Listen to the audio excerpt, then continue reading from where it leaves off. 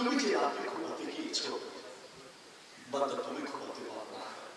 আমি চাইলে রাতে তোমাকে ডিস্টার্ব করে দিতাম, তুমি বাথরুমে যাওয়া লাগতো, মাথাটা ঘুরে তো পাবনা যাওয়া লাগতো।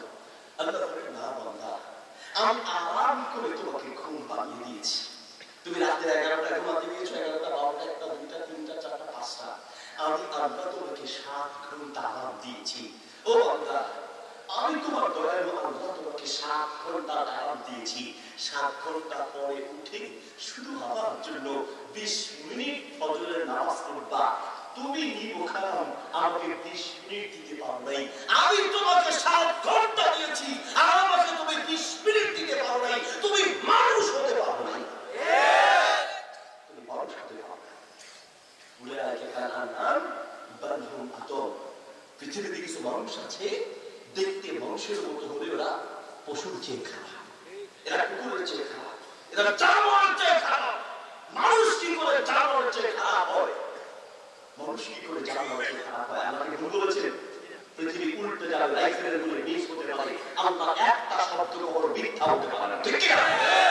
মানুষ যে কুকুরের চেয়ে খারাপ হয়, মানুষ যে শুকুরের চেয়ে খারাপ হয়, মানুষ যে জানোয়ারের চেয়ে নিকৃষ্ট হয়, তা দেখার জন্য তো বেশি দূরে যাওয়া লাগবে না। এই যুগের হাজার হাজার প্রমাণ আছে মানুষ কুকুর শুকুর জানোয়ারের চেয়ে খারাপ হয়। মানুষ যদি জানোয়ারের চেয়ে খারাপ না হতো, তাহলে আমাদের মুসলিম ভাই সেই সাইফুল ইসলাম আরিফুল আইনজীবীকে এমন ভাবে হত্যা করা হলো, তার স্ত্রী 4 মাসের গর্ভবতী, তার কলেজের টুকরা 3 বছরের মেয়েটা, ভিডিও আছে, সে জিজ্ঞেস করছে যে তোমার বাবা কোথায়?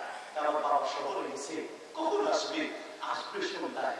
এই যে মেয়েটা তার বাবার অপেক্ষায় আছে, এই যে স্ত্রী তার স্বামীর অপেক্ষায় আছে, এই যে মা তার সন্তানদের অপেক্ষায় আছে, যে সকল সন্ত্রাসী তাদের এই আইনকে, ওই আইনজীবীকে এইভাবে হত্যা করেছে, এরা মানুষ হতে পারে না, এরা জানোয়ারের চেয়েও খারাপ,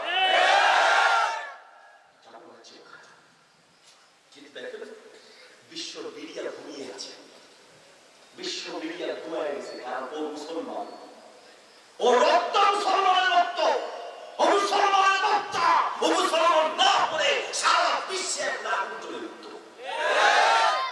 আমরা মুসলমান আলহামদুলিল্লাহ, আমাদেরকে আল্লাহ ধৈর্য দিয়েছেন বলেই তোমাদের মতো সন্ত্রাসীরা এখনো সুযোগ পেয়ে যাচ্ছে, ঠিক কি না? শান্ত, আমরা চাই আপনারাও শান্ত থাকেন, শান্ত থাকেন, ধৈর্য ধরেন। তবে প্রশাসনকে বলবো, যদি এইরকম সন্ত্রাসীরা সুযোগ পেয়ে যায়, তাহলে একের পর এক অরাজকতা সৃষ্টি করেই যাবে, ঠিক না? আমরা এই সর্বোচ্চ বিচার চাই।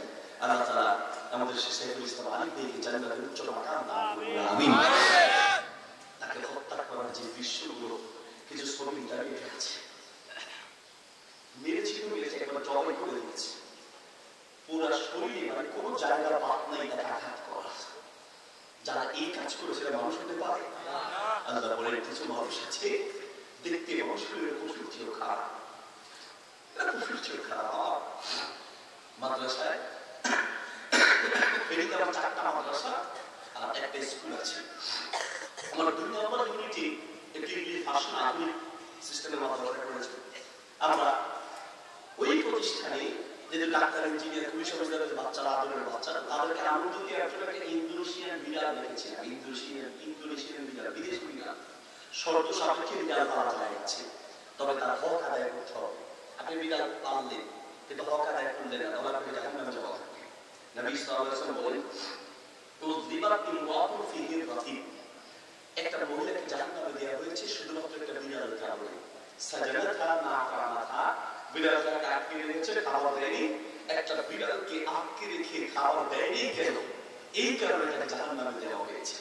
শর্ত সাপেক্ষে বিড়াল পাওয়া যাচ্ছে। আমি বিড়াল রেখেছি, সে বিড়ালটা রাখার পরে আমার পুরো দৃষ্টিভঙ্গি পাল্টে গেল। একটা পশু এতটা আদরের হতে পারে।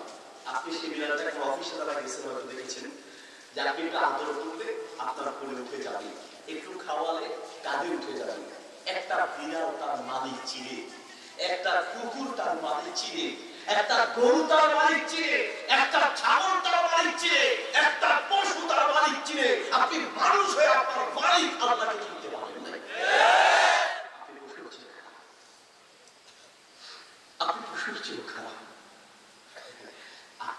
কত নিমক হারাম, আপনি যে কত নিমক হারাম কি বুঝি বুঝাই।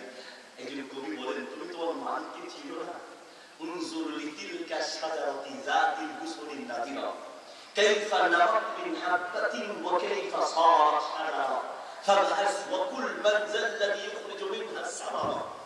বান্দা, তুমি আল্লাহকে চিনো না, তুমি একটু গাছের দিকে একটু তাকাও, উনজুর দেখো, লিতিলকা শাজারা, একটা গাছের দিকে দেখো, কাইফা নাবাত, কিভাবে উৎপন্ন হলো, মিন হাববাতিন, একটা বীজ থেকে, একটা বীজই মাটির নিচে রেখে চলে আসলাম।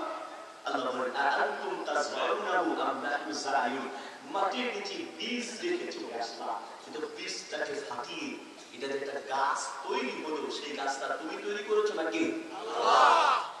কাইফা নাবাত মিন হাববাতিন ওয়া কাইফা সারাত শাজারা, বান্দা ভাবো কি করে একটা বীজ থেকে একটা গাছ হয়ে গেল। ফাবহাস, একটু গবেষণা করো, وقل القلوب من ذا الذي يخرج منها الثمر, বান্দা আমের সিজনে